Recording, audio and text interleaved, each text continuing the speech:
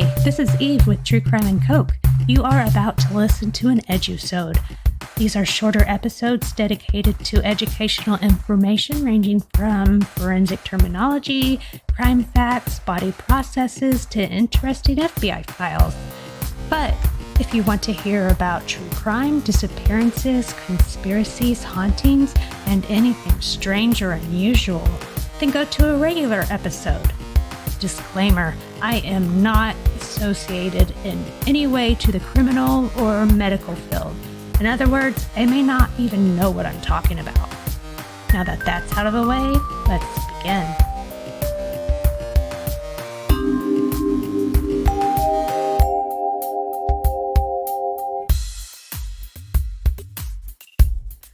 Let's talk about forensic pathology, post-mortem changes, and autopsies. So first, let's start out with, a definition list of some words.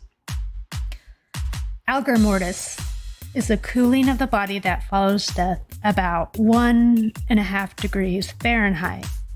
Autopsy, systematic external and internal examination of a dead body.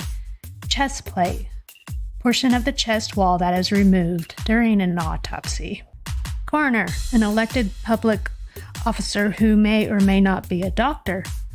Decomposition, breakdown of decay or organic matter. Death certificate, legal paper usually signed by doctor with name and cause of death.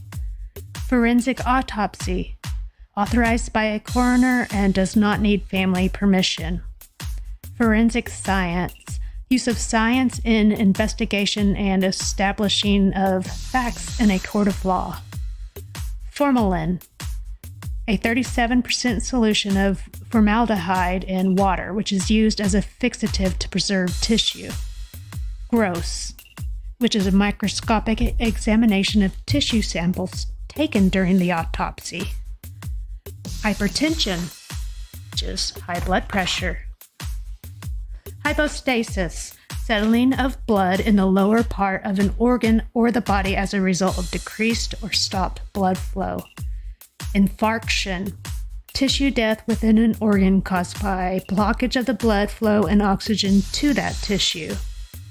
Intermastoid incision is an incision made from behind each ear across the top of the head, which permits examination of the brain.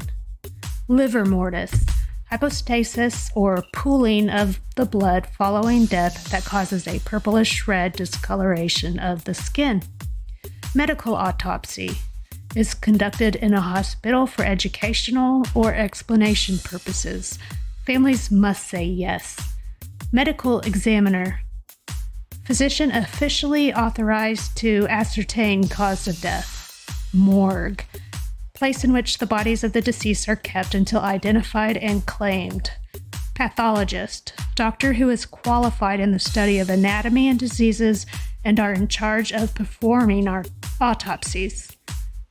Petechiae, pinpoint hemorrhages that appear in epithelial surfaces caused by injury or disease. Rigor mortis, hardening of muscle cells that begin shortly after death and causes board-like stiffness. Rokitansky method involves the removal of the body organs all at once. Striker saw with vibrating blade that is used during autopsy that can cut through bone without damaging tissue. Toe tag, piece of paper or plastic with patient's name or case number on it. Toxicology, study of the nature, effects, and detection of chemicals in organisms, things like poison or drugs. Virchow method, autopsy in which each organ is removed from the body separately. Vitreous humor is the liquid portion of the eye, often used to analyze the chemical components of the body. Y incision, made from the chest to the abdomen. And I'm probably saying a lot of these wrong. So these are going to be some of the common words you might hear. Once the heart stops beating, blood collects in the most dependent parts of the body. Liver mortis. The body stiffens, rigor mortis, and the body begins to cool, algor mortis. Blood begins to settle in the parts of the body that are the closest to the ground, usually the buttocks and back when a corpse is supine. Supine is laying face upward. The skin, normally pink-colored because of the oxygen-laden blood in the capillaries, becomes pale as the blood drains into the larger veins.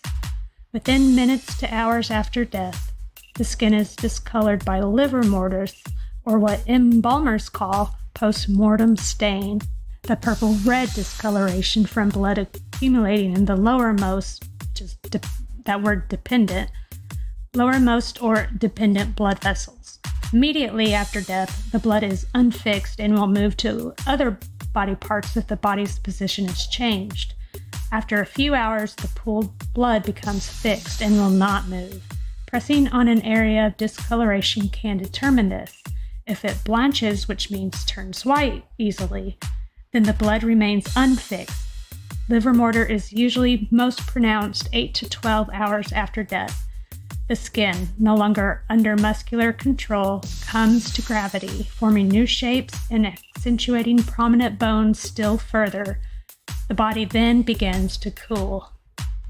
At the moment of death, the muscles relax completely, a condition called primary flaccidity. The muscles then stiffen, perhaps due to coagulation of muscle proteins or a shift in the muscle's energy containers, which are ATP to ADP. Anyway, so the shift in the muscle energies containers into a condition known as rigor mortis. All of the body's muscles are affected.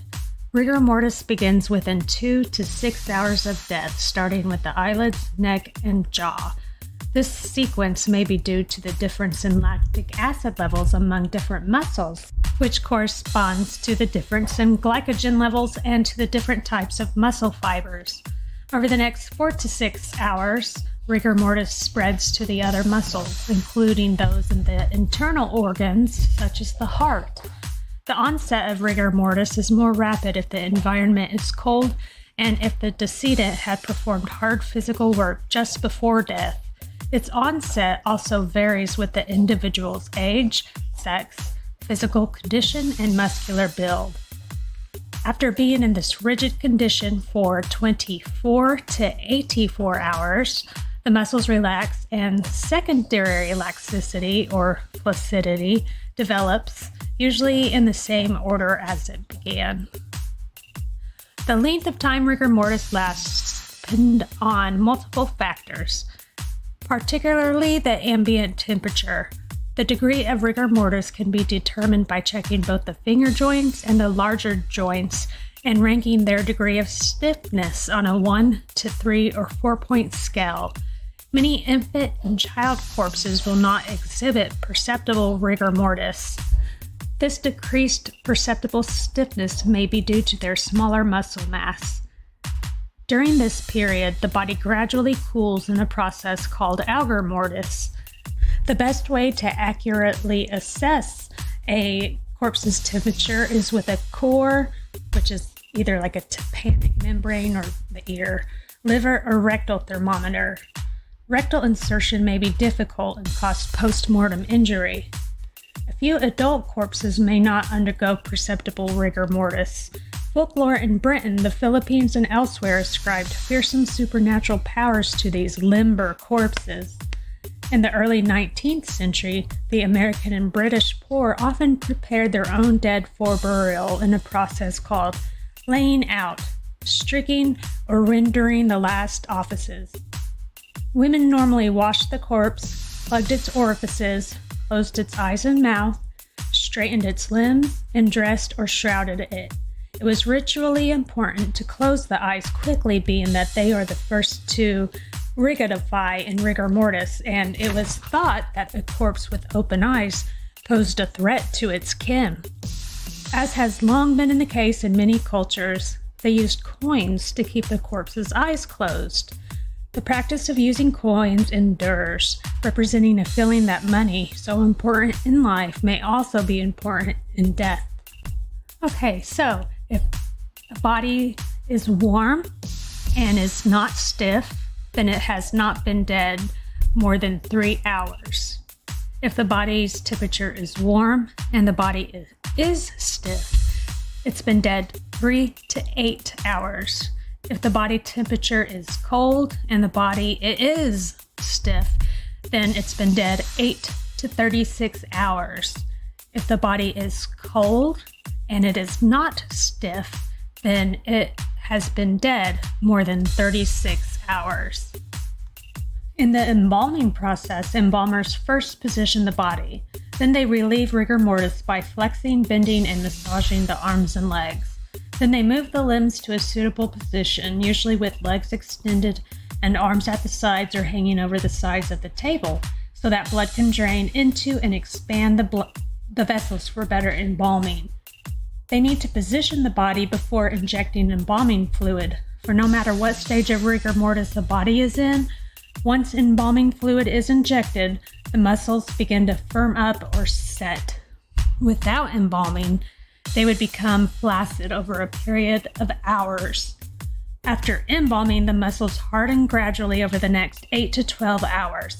Once they are set, embalmers cannot alter the body's position. In the absence of embalming or relatively rapid cremation, the body putrefies. The first sign of putrefaction is a greenish skin discoloration appearing on the right lower abdomen about the second or third day after death. This coloration then spreads over the abdomen, chest, and upper thighs and is usually accompanied by a putrid odor. Sulfur-containing intestinal gas and a breakdown product of red blood cells produce both the color and smell. The ancient Greeks and the Etruscans paid homage to this well-recognized stage of decomposition by coloring a prominent god aquamarine, considered the color of rotting flesh. Bacteria normally residing in the body, especially the colon, play an important part in digestion of food during life. They also contribute mightily to decomposition after death, the process of putrefaction. The smell, rather than the sight, is the most distinctive thing about a putrefying body. Under normal conditions, the intestinal bacteria in a corpse produce large amounts of foul-smelling gas that flows into the blood vessels and tissues. It is this gas that bloats the body, turns the skin from green to purple to black, makes the tongue and eyes protrude, and often pushes the intestines out through the vagina and rectum. The gas also causes large amounts of foul-smelling, blood-stained fluid to exude from the nose, mouth, and other body orifices. Two of the chemicals produced during putrefaction are aptly named putrescine and cadaverine. The person dies from an overwhelming bacterial infection. Marked changes from putrefaction can occur within as few as 9 to 12 hours after death. By 7 days after death, most of the body is discolored and giant blood-tinged blisters begin to appear. The skin loosens and any pressure causes the top layer to come off in large sheets, which is called skin slippage. As the internal organs and the fatty tissues decay, they produce large quantities of foul-smelling gas. By the second week after death, the abdomen, scrotum, breasts, and tongue swell. The eyes bulge out. A bloody fluid seeps out of the mouth and nose. After 3 to 4 weeks, the hair, nails, and teeth loosen, and the grossly swollen internal organs begin to rupture and eventually liquefy. The internal organs decompose at different rates, with the resistant uterus and prostate often intact after 12 months, giving pathologists one way to determine an identified corpse's sex. So there are actually several very well-known serial killers that visited their victims a week or more after death and still, had sex with them. So imagine how gross that was. Aside from the action of microbes, the breakdown of cells helps destroy the body unless the corpse is kept at or below 32 degrees Fahrenheit. Cells die, which is necrosis, through the progressive destruction of their various parts. First, the cellular fluid, which is the cytoplasm, and the energy-releasing mechanism, which is the mitochondria, swell. Various products, including calcium, begin to coalesce in the mitochondria as other mechanisms within the cell dissolve. Next, loss of energy causes the cell to lose its connections with neighboring cells, which is tissue destruction, and to further lose control over the fluid within its outer barrier, much like an overfilled water balloon. The cell controller, the nucleus, fails, and the packs of destructive acids or enzymes within the cell break loose. These enzymes complete the work of destroying the cell. Now we're going to go on a field trip to Knoxville, Tennessee, to a body farm.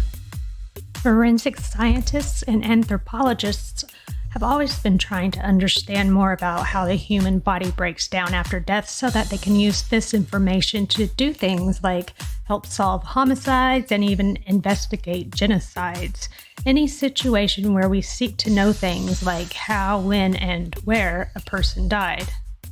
In the early 1970s and before, forensic scientists consulting on criminal cases had to rely on research that was conducted largely on the carcasses of pigs, which are physiologically similar to humans. And even now, many countries outside the US still utilize pig carcasses for research. But in 1972, one man named Dr. William Bass radically altered the field of forensics when he founded the very first body farm at the University of Tennessee in Knoxville. Bass came up with the idea for body farms around the time he was asked to consult on a local case. The police had noticed that the Civil War-era grave of Colonel William Shy had been recently disturbed, and the corpse inside looked surprisingly fresh. So fresh that they suspected that someone had recently murdered someone and then placed this person in the grave to cover up the crime. Bass noted the body's still pink flesh and informed police that he indeed believed that the Civil War-era corpse had been swapped for a recent body, one dead less than a year. He was wrong. Further analysis of the dead man's teeth and clothes showed that this was indeed William Shy, his body preserved thanks to embalming in a tightly sealed iron casket.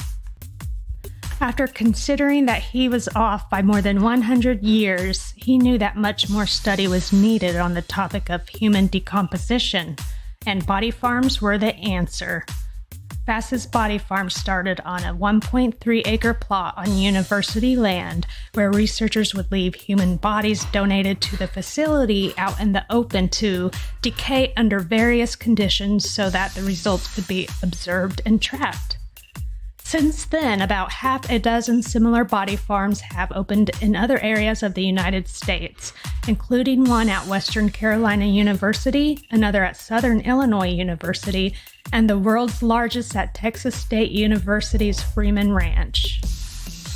Between America's various body farms over the years, thousands of corpses have decayed under the watchful eyes of researchers. At the University of Tennessee alone, there have been more than 1,800, with 1,700 skeletons also donated, and 4,000 people who've signed up to donate their bodies once they've died. But what happens to all these bodies after they arrived at the body farms? Well, procedures can vary slightly, but at Texas State, the process goes like this. First, researchers take measurements and photographs as well as hair and blood samples. Then they assign the body an identifying number, bring it out to the grounds, and place it there, at least a few feet away from any other nearby bodies. There are about 50 laying out at any one time, by the way. Depending on the type of research they want to do will depend on where they deposit the body and if they will be naked or not. Sometimes bodies are left in the open sun to observe the effects of that, other times in the shade or in high grass, and so on. Researchers sometimes place bodies under cages to prevent opportunistic creatures like vultures from interfering. But bodies might also be left out so the staff can observe the effects of those creatures. Furthermore, researchers might position the bodies in specific places, the kinds of places where police might find a body in real-life homicide case. For example, corpses on body farms might be left in water tanks, tied to trees, or even placed in car trunks. Meanwhile, a weather station monitors all relevant factors, including temperature, humidity, and so on, while the researchers monitor the body's decomposition closely. The big question, the one that fueled the creation of all these body farms in the first place, is what happens to the human body as it decomposes? The answers can vary based on the precise factors that the researchers have taken into account, but the basic process is consistent. When a person dies, the fluid inside of their cells leak out and the bacteria begin feasting immediately.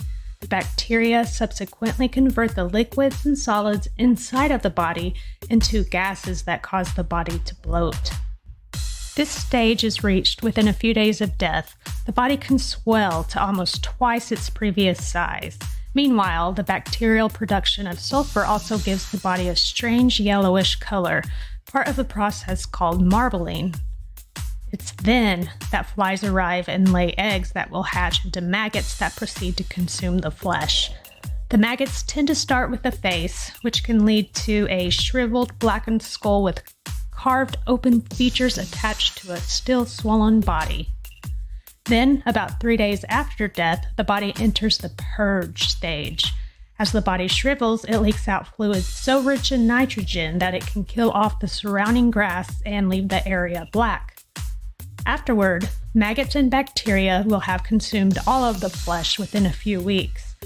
This leaves behind a corpse that dries out to the point that, 6 months after death, all that remains are bones, cartilage, and skin, which sometimes can be mistaken for dirty clothing.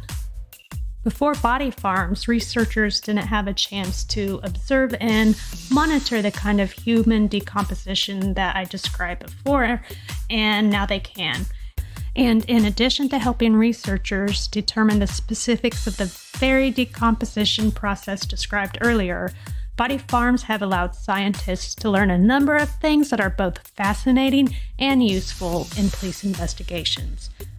For example, researchers have developed better time of death estimates based on gases being emitted from the body, which are released in a particular pattern over time.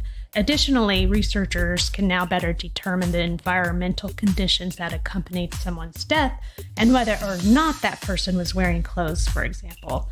They've seen bodies clothed and unclothed decompose in various environmental conditions, and they know what happens to the body in each case.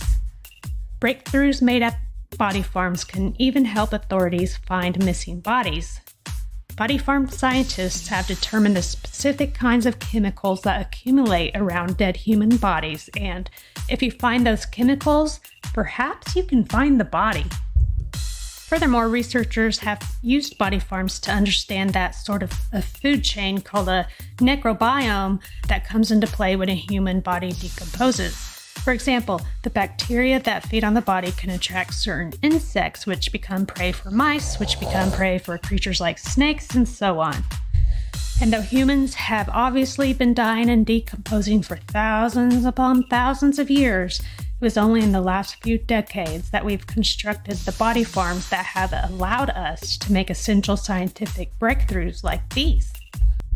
The FBI laboratory began sending personnel to the body farm 2 decades ago to better understand the intricacies of investigating outdoor crime scenes.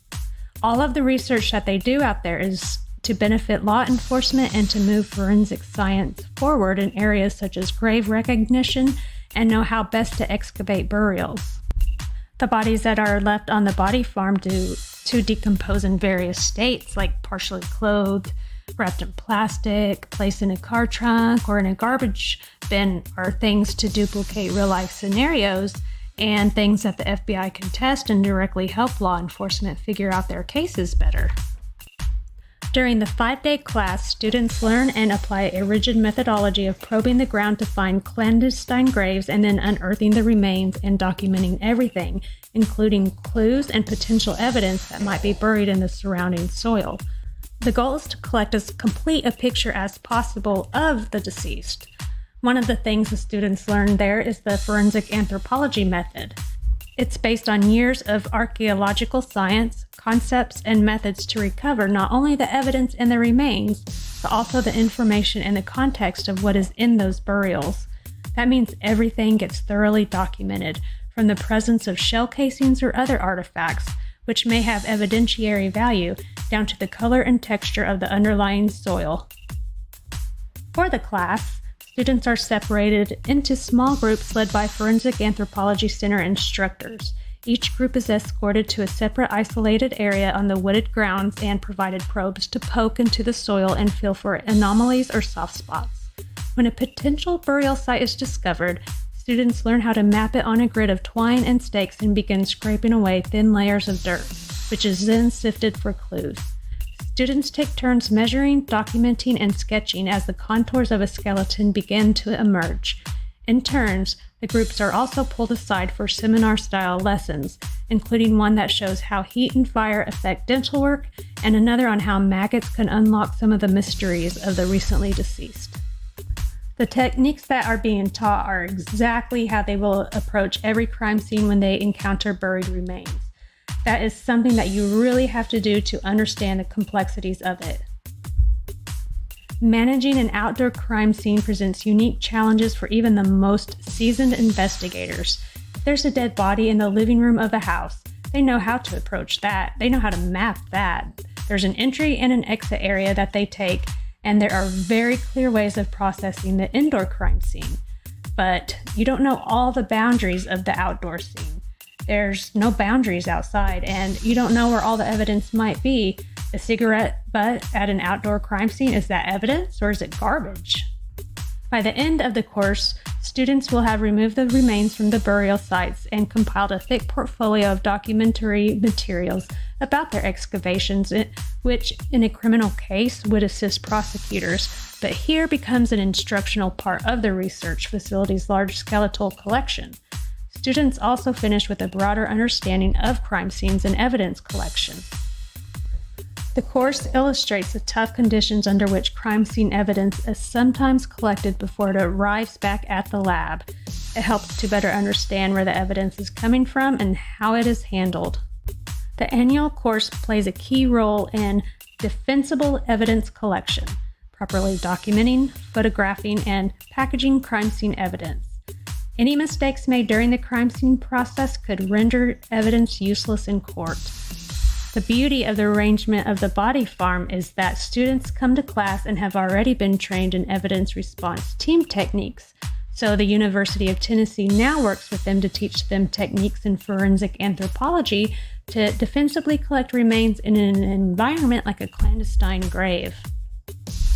If you look up the body farm on the internet, you will find all kinds of pictures and research material. It's really interesting. So I am going to end this EDUsode right at this moment, and I will be back in a day or two with another EDUsode more related to autopsy. So anyway, have a good evening.